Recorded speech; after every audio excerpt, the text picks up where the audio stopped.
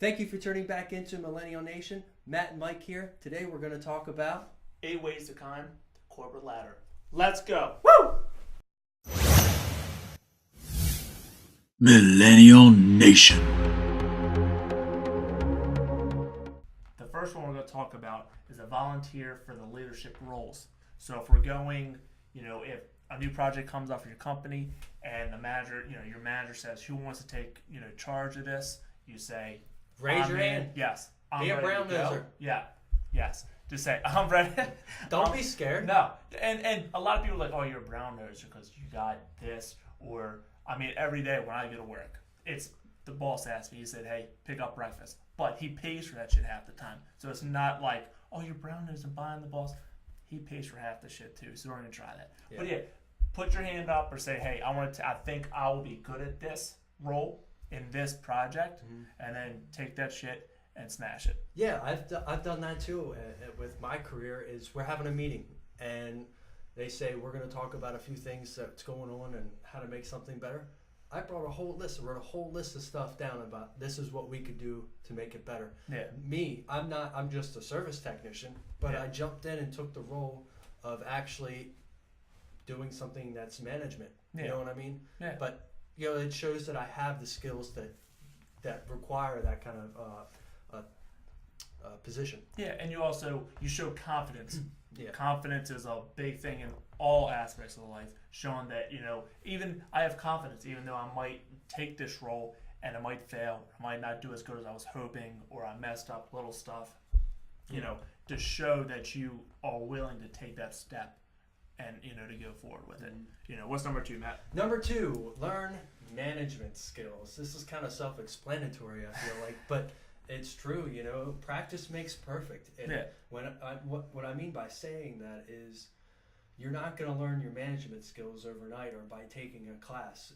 You have to learn each and every person's individual personality when you become a manager. Yeah. And it took me a while to learn this when I became a team leader at my last job, that you have to learn how to talk to certain people that you work with or that you lead.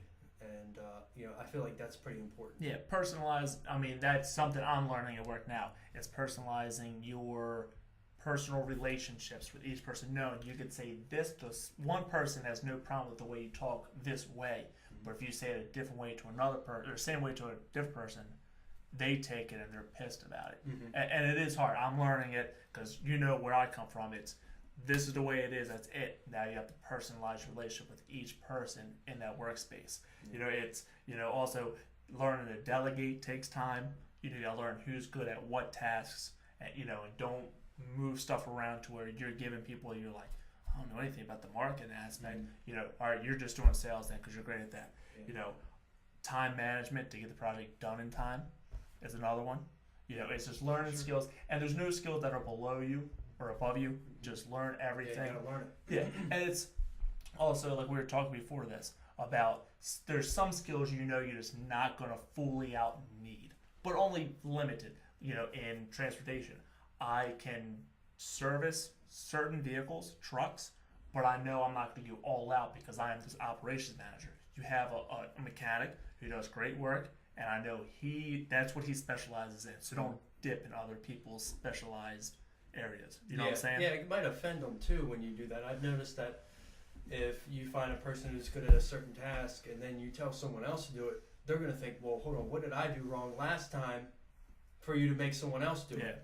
Yeah. I'm the best at this. Yep. So, but this also dives right into our next one, which is relationships, face-to-face relationships, not building the them. Friendships on Facebook, but the friendships that you make within your company or within the team that you're leading. All ties into what we brought up in our second one, which was management skills. Yeah. Well, you learn. You need to learn to, and millennials we're top at this. We know how to Facebook. We could tweet. We could Snapchat you. But when it comes to public speaking, which probably terrifies a lot of people, and it wouldn't be. I could talk to probably 15, 20 people. But if you put me on a stage of 100 people, I'm just like, oh damn, I need a shot. Or it's just gonna be be worried about it. But you gotta learn. Have relationships with your vendors. Your vendors, your co-workers. mostly people that are older than you. It's hard because that generation, I don't say dislikes us or looks down on us, but somewhat they do. They look at us as we're entitled to every little thing, and some of us really do think we are, but other ones like us are trying to bust our ass because we know one day we're going to replace them at the leadership, at the CEO. Yeah. One day millennials will be literally running the country. Oh yeah, 10 years. Yeah, 10 years, and that's it. We're gonna have probably, what did you say, 50%? 42% of the total working class in 2020. So only 3 years from now will be. So, that's a large majority. We're already the most now with what 33 or 34%, and then we're even gonna go another 10% above that. So but I learned, and like I said, how many of us talk to people or email people, and you never see them face to face for 10 years? You know, landscaping clients that I never met in 5 or 6 years, and you meet them, and you're like, I picture them to be so different or something like that. But learn to meet people face to face, talk to them.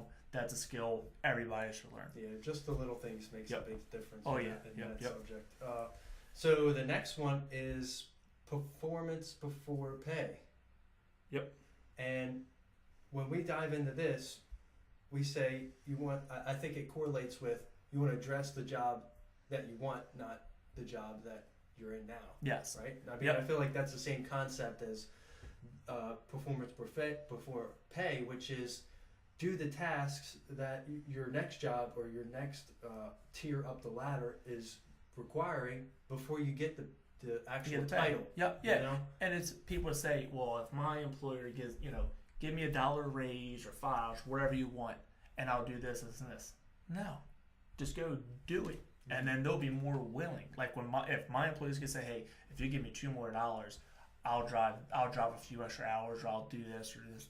How about you do it? And then I say, "Okay, damn, you stepped up. I'm gonna give you a raise because the other 30 people didn't do it." Mm-hmm. You know what I mean? So you're proving, you're standing out, that you'll push yourself to the next level. Exactly. And that's something people do. What's the next one? Show up with passion. Yes, is a big one. Mm-hmm. So it's. What was the word that you came up with earlier? Well, when we looked it up, there actually is one. It's called intrinsic motivation. Word of the day, or 2 words of the day. Yeah. Intrinsic. Basic. It's internal motivation to do something because they feel that what they are learning is significant. Yeah, it's the fire inside. Yeah. Well, we came up with which is a self-motivation. You don't. The passion, you don't really need motivation for. It's already there. You already have the motivation. Yeah, you want to do it. It's like a subconscious motivation. Yeah. And show interest. Even if there's some jobs, you get that one job or that one project you're doing, you're like, oh, God, I hate doing this one thing. But show interest in it because you're going to have to do it. Or that might be you hate that part, but the manager does more of it. And if you want that pay, you want the next step, you just got to do it. Yeah, it's finding that one thing in the project or that one thing that you actually wanted to learn and focusing on that because that's what's going to get you passion and what will ultimately give you your motivation. Yep. Oh, yeah. Yep. And then I think another big one, number 6, is learning to network. So that could be from people inside your industry, outside the industry. And they say a lot of people, they network only, with HVAC people. I only want to go to HVAC networking event or something like that. But you can go learn something from the restaurant one, something like that. You can learn how to fix issues. That's when they have the masterminds, the meetings of 20, 30 people. Each one of them is a different industry. Mm-hmm. Because you don't know, you could say, hey, this is an issue, and a guy in another industry say, I had something like that, but we did this. And if you're like, damn, didn't even think about it. And that's where you make your connections that you never knew that you were going to have before. Yeah, or needed. You didn't think you were going to need them. Right. Why would an HVAC person think they need to talk to a person in transportation management? You're like, there's nothing in there that brings you guys together except for shipping your stuff. That's it. Well, there you go. That's it.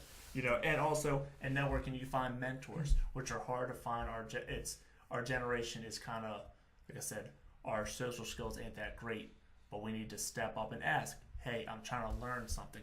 Find the person that's in those shoes you want to be at. Mm-hmm. See what they did to get where they are. Yeah, finding a mentor I think is kind of hard for someone at a younger age because they're not really too sure what they want to do.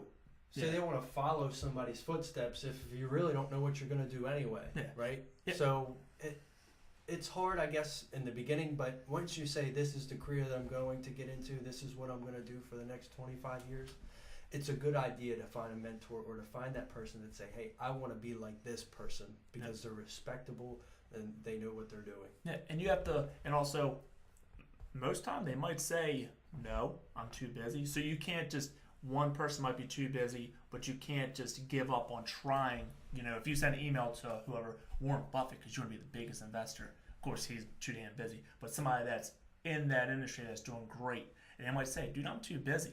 Or, you know, what's your name? And you're saying, this, I never even heard of you. So you have to build a reputation, and then once you have it, then he says, oh, I heard about you. You're on Forbes list of biggest investors or something like that. Mm-hmm. You know, there's the one guy, he's some kind of, I don't say mentor, but he's just a very good like advisor or something like that. And the only way he will work with you is if your net worth is $10 million. Yeah. He won't talk to anybody else unless you say, here's my bank account at $10 million cash. Right. And I'm like, damn, he's serious. But you don't want to mess with the $100,000 guy that, oh, you paid off your house, congratulations. Yeah. He wants the big time guys. Right. So, number 7? Yeah, number 7. I feel like number 7 has to do with your own reputation.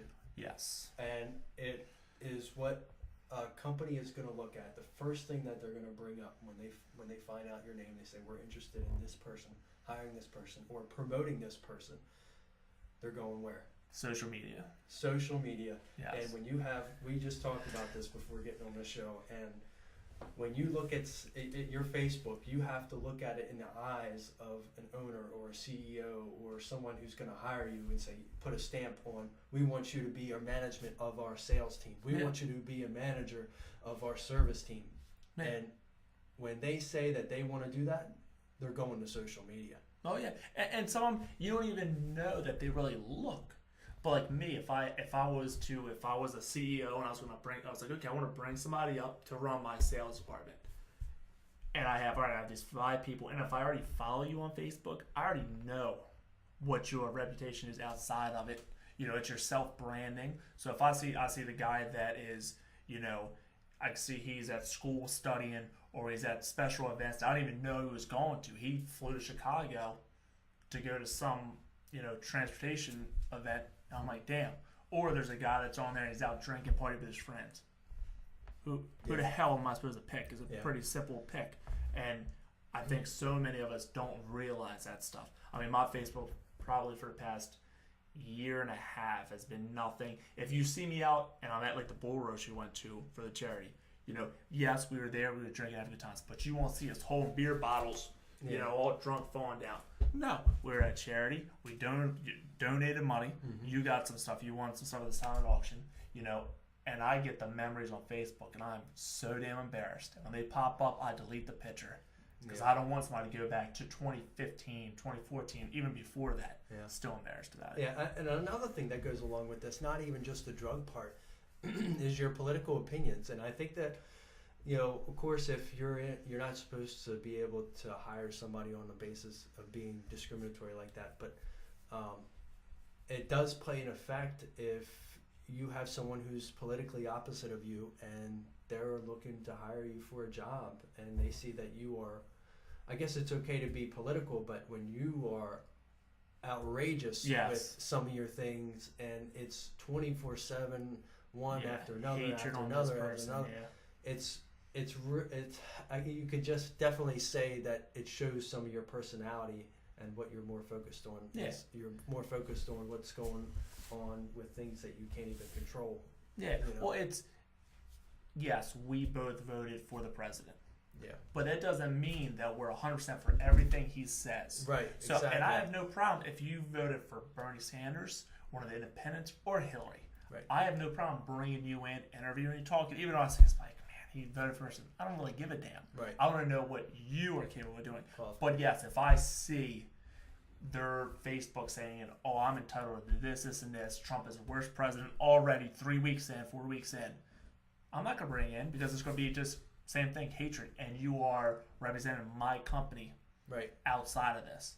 You know what I'm saying? So and that's the bottom line is you're representing a company and you work for them. You put it up on your Facebook, who you work for, and then you put out all these political things that aren't necessarily true or whatever it is. Yeah, or not Doesn't everybody matter, just agrees so with opinionated. it. Yeah, it's just Over cool the down top. that. Yeah, and something I do with my Facebook is if somebody tags me in a post, I have to accept it or it does not go on my thing because Yeah. I don't know what, there might be a picture of, one moment where I look like I was falling over. That 1 second can ruin everything. Mm-hmm. You know what I'm saying?